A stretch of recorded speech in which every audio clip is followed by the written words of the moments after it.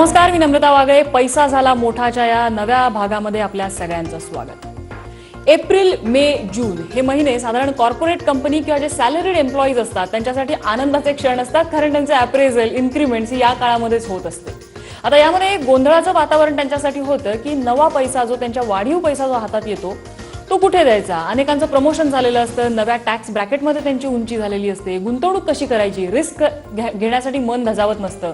अनेक लोकांचं हे फायनान्शियल इयरचं पहिलं क्वार्टर असल्यामुळे त्यामध्ये बिझनेस मूव्ह ठरत असतात. मग अशा वेळेला गुंतवणूक कशी करायची, आपलं भविष्य सुरक्षित करून गुंतवणूक कशी करायची, याविषयी आज आपण सल्ला जाणून घेणार आहोत. आपले गुंतवणूक सल्लागार निखिल नाईक आपल्यासोबत आहेत. सर, स्वागत आहे आपलं. ज्या लोकांचं इन्क्रीमेंट झालेलं आहे आपण सर्वप्रथम त्यांचं अभिनंदन करूया आणि नक्कीच जो पैसा त्यांच्या हातात आलेला आहे तो सुमार्गाने कसा गुंतवणूक त्यांना करता येईल त्याबद्दल काही टिप्स त्यांच्यासाठी. सो आय थिंक बऱ्याचदा असं होतं की आपल्या याला इन्क्रीमेंट आल्यानंतर, म्हणजे माझं असं नेहमी मानणं आहे की पैशाला पाय लवकर फुटतात. म्हणजे इन्क्रीमेंट आली की लगेच आपल्याला असं मन होतं की आता मी माझा तो जो ड्रीम फोन आहे तो घ्यावा, मला ज्या घरामध्ये छोट्या मोठ्या गोष्टी घ्यायच्या होत्या त्या पेंडिंग होत्या त्या घ्याव्या, आणि त्या जरूर घ्याव्यात, नक्कीच घ्याव्यात, डेफिनेटली घ्याव्यात, त्यामध्ये काहीही वाद नाही.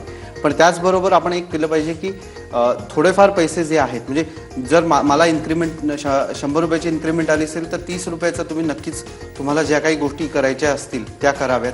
30 रुपये हे ऑफकोर्स थोडेफार तुमच्या इन्फ्लेशनच्या म्हणजे महागाईमुळे थोडं डे टू डे एक्सपेन्सेस वाढतात त्यामध्ये देखील जाऊ शकतात. पण परत 30 रुपये राहिलेले, जे 30% राहिलेली रक्कम आहे ती इन्व्हेस्ट करणं देखील आवश्यक आहे. आणि ही एक अत्यंत चांगली वेळ आहे, कारण वर्षाची सुरुवात झालेली आहे, तुमच्याकडे इन्क्रीमेंट आलेली आहे. तुम्ही काही जणांची तर इन्क्रीमेंट म्हणजे ॲरियर्स आता येतात, अजून इन्क्रीमेंट सॅलरीमध्ये यायला सुरुवात झालेली नसते. सो ह्या सगळ्या गोष्टी पार्श्वभूमीवर काही जणांना इयरली बोनस येतो. सो हे सगळं विचार करता प्लॅनिंग करणं अत्यंत म्हणजे मोठा अमाउंट त्यांच्या सॅलरीमध्ये आलेला असतो, मे किंवा जूनच्या सॅलरी. करेक्ट. सो आणि ह्याच वेळेला प्लॅनिंग करणं आवश्यक आहे. ते म्हणतात ना की people don't plan to fail, they fail to plan. म्हणजे जर आपण आता प्लॅनिंग केलं नक्कीच तर आपल्याला त्याचे रिटर्न्स, त्याचे येणाऱ्या काही कालावधीमध्ये हे पैसे परत येतील हे असतं.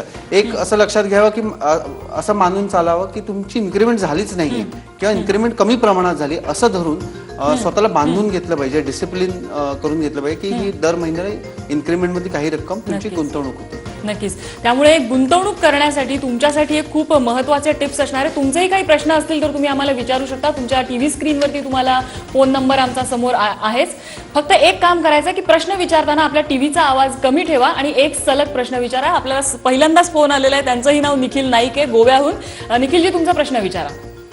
हॅलो, बोला, तुमचा आवाज येतोय, प्रश्न विचारा तुमचा. हा सर, सेंट्रल गव्हर्नमेंटने आता एफडीआय इन्व्हेस्टमेंट फार्मा फंड मध्ये 100% केलेली आहे, तर त्याचा फार्मा फंड वर काही इफेक्ट होणार काय? ओके, सी मला असं वाटतं की एखाद्या फ्रॉम अ कॉमन म्हणजे आपल्या गुंतवणूकदाराच्या पर्स्पेक्टिव्हनी फार्मा इंडस्ट्रीवरती इम्पॅक्ट होणार की नाही होणार ह्यापेक्षा सर्वप्रथम तुम्ही लक्षात घेतलं पाहिजे की फार्मामध्ये तुमची ओव्हरऑल गुंतवणूक किती आहे. दुसरं सगळ्यात महत्त्वाचं म्हणजे तुम्ही ज्या प्रकारच्या कंपनीमध्ये गुंतवणूक केली आहे त्यामध्ये त्या कंपनीची क्वालिटी काय आहे. आणि गेल्या काही कालावधीमध्ये आम्ही बघितलं की फार्माचे जे फंड्स होते ते खूप पॉप्युलर झाले होते, फार्मा स्टॉक्स देखील पॉप्युलर झाले होते, काही कंपनीज देखील पॉप्युलर झाल्या होत्या आणि त्यामुळे त्यांचे प्राइसेस वरती जात गेल्या. तर कधी कधी असं होतं की तुमच्या जे फंड्स, तुमची जी कंपनी आहे ती कंपनी चांगली देखील असू शकते, पण तुम्ही ज्या प्राईसला विकत घेतली आहे ती प्राईस परत येईल का, कधी कधी येऊ शकणार नाही, कधी येऊ देखील शकते. त्यामुळे क्वालिटी ऑफ द कंपनी हे खूप इम्पॉर्टंट आहे. रेग्युलेशन्स किंवा जे काही इन्व्हेस्टमेंट्स येत राहतात त्याचा इम्पॅक्ट नक्कीच होतो, पण नेहमी क्वालिटी कंपनीजना विपरीत परिणाम कमी होतो आणि बेनिफिट जास्त होतो. त्यामुळे विदिन फार्मा सेक्टर ऑल्सो तुम्हाला तुमच्या क्वालिटी कंपनीजवरती फोकस करणं अत्यंत आवश्यक आहे. दुसरं म्हणजे काय प्राईसला तुम्ही घेत आहात त्या ग्रोथला हे देखील बघणं आवश्यक आहे. निखिल सर, यावेळेला शेअर मार्केटमध्ये गुंतवणूक करावी का? बरेच जणांचं गोंधळाचं वातावरण असतं, कारण शेअर मार्केटचा फारसा अंदाज सर्वांनाच येतो असं नाही. अशा वेळेला काय सल्ला देता येईल? नाही, बऱ्याचदा असं होतं की स्टॉक मार्केटमध्ये आपण जेव्हा गुंतवणूक करतो तेव्हा गेल्या काही वर्षाचे रिटर्न्स बघतो आणि मग त्याप्रमाणे गुंतवणूक करत असतो. सो हे अत्यंत धोकादायक ठरू शकतं आपल्याला. कारण एक मी तुम्हाला एक्झाम्पल देतो की गेल्या वर्षी म्हणजे फेब्रुवारी 2015ला जर एखाद्या गुंतवणूकदारांनी बघितलं असतं मागे तर 1 वर्षाचे रिटर्न साधारणतः 30% आसपास होते. मग त्या अनुषंगाने जर तुम्ही गुंतवणूक केली असती तर त्यानंतर फेब्रुवारी 15 ते फेब्रुवारी 16 -21% रिटर्न्स आले. सो हा म्हणजे जर तुम्ही पूर्वीचे रिटर्न्स बघून केवळ गुंतवणूक करत राहिलात तर ते थोडंसं धोकादायक ठरू शकतं. शेअर बाजारात गुंतवणूक करताना लक्षात घेतलं पाहिजे की तुम्ही बिझनेसेस मध्ये गुंतवणूक करतात, कंपनीजमध्ये, चांगल्या कंपनीजमध्ये गुंतवणूक करतात, त्या कंपनीमध्ये भागीदार बनत आहात, तर ती कंपनी प्रॉफिट केली तर तुम्हाला नक्की त्याचा फायदा होऊ शकतो. नक्कीच. आपल्याला पुढचा फोन आलेला आहे. मीना पाटील आहेत कोल्हापूरवरून आपल्यासोबत. मीनाताई, प्रश्न विचारा तुमचा. हॅलो, बोला. सरांना फोन विचारायचा. नमस्कार दोघांनाही. मला माझे मिस्टर थोडेसे शेअर्स मध्ये गुंतवलेले पैसे ते अजून. हॅलो, तुमच्या टीव्हीचा आवाज कमी करा आणि सलग प्रश्न विचारा. हॅलो, मी कोल्हापूरून बोलते. मला सरांना आणि तुम्हालाही नमस्कार. मला सरांना असं विचारायचं की माझ्या मिस्टरनी बरेच शेअर्स मध्ये पैसे गुंतवलेले आहेत, ते आता हयात नाही आहेत, पण टाटा कन्सल्टन्सी, TCS, परत बरेच ONGC आहे, ICICI बँक आहे, कॅनरा आहे, असे बँकांचे पण आहेत. मग ते आता म्हणजे ते आता अजूनही काहीच पडले नाही. माझा मुलगा अजून लहान आहे, त्यामुळे लहान म्हणजे तो आता इंजिनियर आहे पण त्यात तो इंटरेस्ट नाही आहे. मग ते आता मी विकून थोडेसे विकावेत का, असा माझा प्रश्न. ही थोडीशी ट्रिकी सिच्युएशन होते की त्यांनी गुंतवणूक केली आज ते हयात नाही दुर्दैवाने, आणि तुम्हाला त्याचा प्रश्न पडलाय की काय करायचं. जे काही तुम्ही नावं सांगितली ती चांगली नावं आहेत, पण परत जे कंपनी शेअर बाजारातली गुंतवणूक ही वेगळ्या प्रकारची असते. तुम्हाला त्याचा खोलवर अभ्यास करणं आवश्यक आहे किंवा एखाद्या चांगल्या सल्लागाराकडे जाऊन त्याच्याकडनं सल्ला घेऊन गुंतवणूक करणं आवश्यक आहे. ज्या कंपन्यांची नावं सांगितली तुम्ही त्या कंपन्या चांगल्या आहेत. तुम्ही जर पुढची 5-7 वर्ष जर ह्या कंपन्यांना होल्ड केलं तर कदाचित चांगले रिटर्न्स देखील येतील. पण माझं नक्कीच सांगणं राहील की तुम्ही हा पोर्टफोलिओ एखाद्या चांगल्या सल्लागाराकडनं त्याचं हे करा. ॲट द सेम टाइम बऱ्याचदा असं होतं की तुम्ही जेव्हा सल्लागाराकडे जाता, सल्लागार निवडताना तुम्हाला खूप काळजीपूर्वक राहणं आवश्यक आहे. एखाद शेअर्समध्ये ट्रेडिंग करणारे सल्लागार देखील खूप असतात, जे म्हणतात आज बाय करा उद्या सेल करा. ह्यांच्यापासून कटाक्षाने दूर राहा आणि केवळ ह्या पोर्टफोलिओला ओव्हरऑल रिशफल कसं करायचं ह्याचा तुम्ही सल्लागाराशी सल्लामसलत करा. बरं, आपल्याला पुढचा फोन आलेला आहे. माधव चव्हाण औरंगाबादहून आहे. तुमचा प्रश्न विचारा माधवजी. मी आता एका संस्थेतनं VRS घेतलेली आहे. हॅलो, बोला. एक सलग तुमचा प्रश्न विचारा. तुमच्या टीव्हीचा आवाज कमी ठेवा आणि सलग प्रश्न विचारा. एका संस्थेतनं VRS घेतलेले आहे आणि VRS घेतल्यामुळे मला 25 लाख रुपये मिळालेले आहेत. त्याची गुंतवणूक मी कशा पद्धतीने करायला पाहिजे, म्हणजे इन्कम टॅक्स पण वाचला पाहिजे. नक्कीच. ठीक आहे, तुमच्या प्रश्नाचं उत्तर आम्ही देतो. पुढचा एक फोन आलेला आहे. फारुख शेख आहेत परभणीहून. त्यांचाही आपण प्रश्न घेऊया. दोघांची उत्तरं देता येतील. फारुख, बोला. नमस्कार दोघांना पण.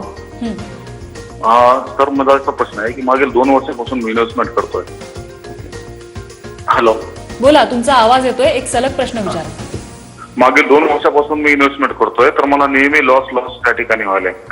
तर असं कोणतं क्रायटेरिया आहे की जी कंपनीमध्ये शेअर्स इन्व्हेस्ट करताना नेमकं काय बघावं लागेल त्याच्यामध्ये? नक्कीच.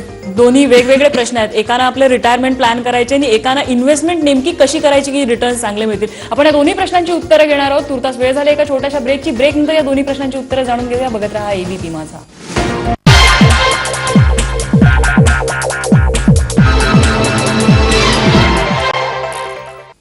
ब्रेक नंतर आपलं स्वागत. आपण पाहताय पैसा झाला मोठा. पैशांची गुंतवणूक नेमकी कशी करायची. फायनान्शियल इयरचं हे पहिलं क्वार्टर आहे, त्यामुळे आणि आपल्याला सल्ला देत आहेत निखिल नाईक, आपले गुंतवणूक सल्लागार आहेत. ब्रेकपूर्वी आपल्याला प्रश्न आले होते. एकांची VRS आणि त्यानंतर कसं सेव्हिंग करायचं आणि दुसऱ्यानं कायम लॉस होत होता. सो पहिली गोष्ट म्हणजे पहिलं उत्तर तुमचं जर द्यायचं झालं तर तुम्ही रिटायर झालात, 25 लाख रुपये तुमच्याकडे आले आहेत. मी 2 सिच्युएशन असतील आणि मला तो विचारायला मिळालं नाही की एक तुम्हाला जर मंथली पेन्शन येणार असेल तर सिच्युएशन थोडीशी वेगळी होते.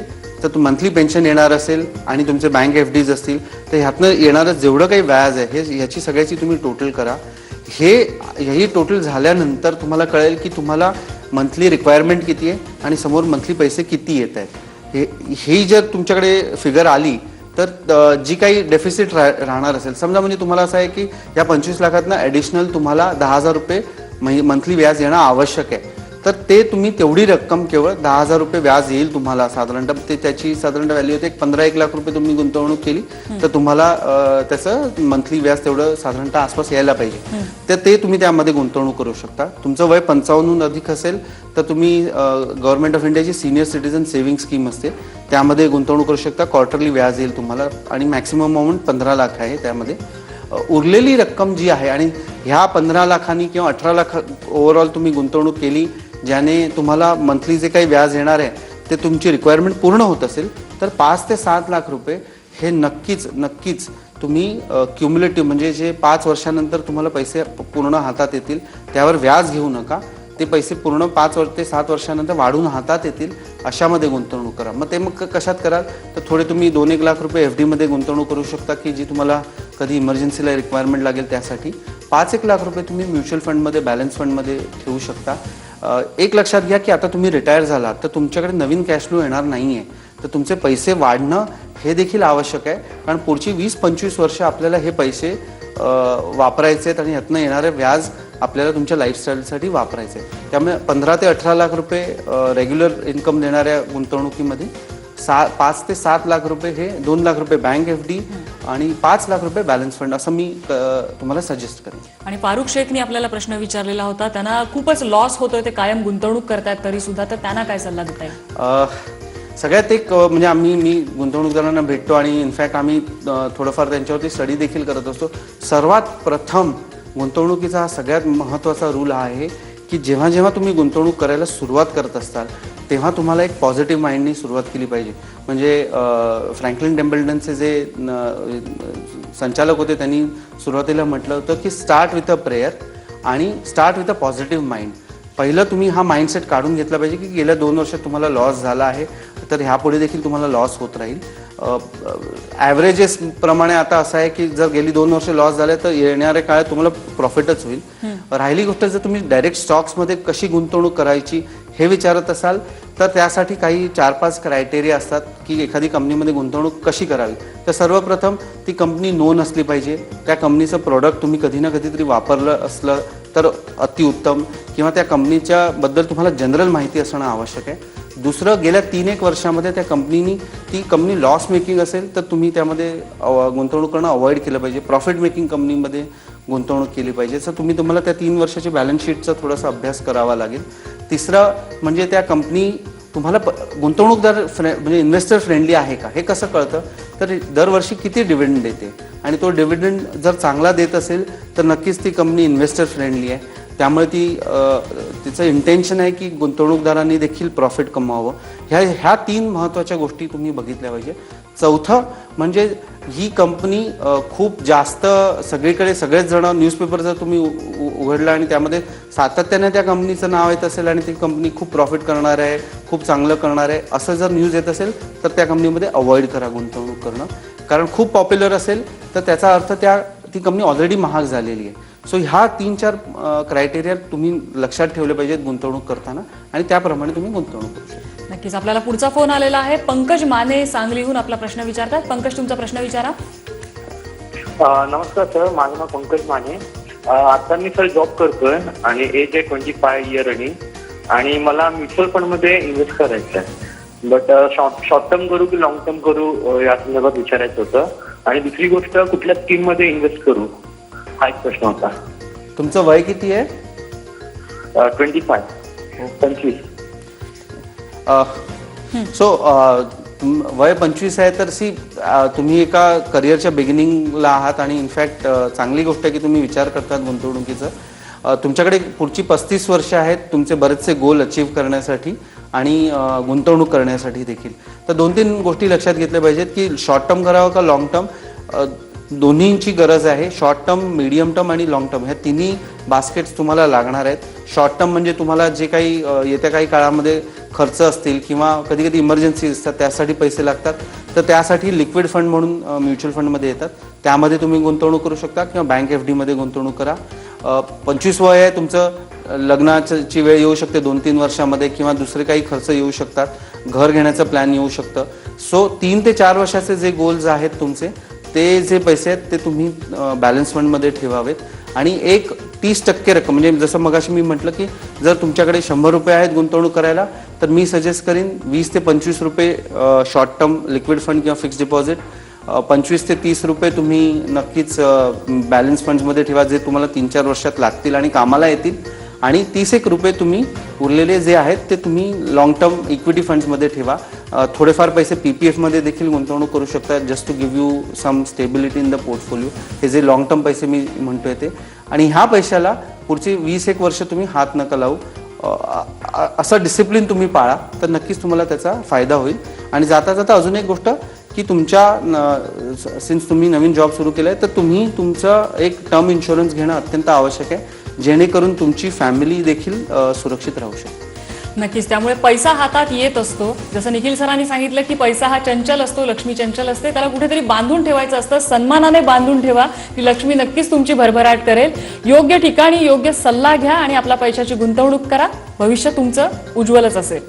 पैसा झाला मोठामध्ये आपण इथेच थांबूया. आणि निखिल सरांनी आपल्याला इतका सुंदर सल्ला दिलेला आहे त्याबद्दल त्यांचेही आभार. पैसा झाला मोठामध्ये इथेच थांबतोय. बघत रहा ABP माझा.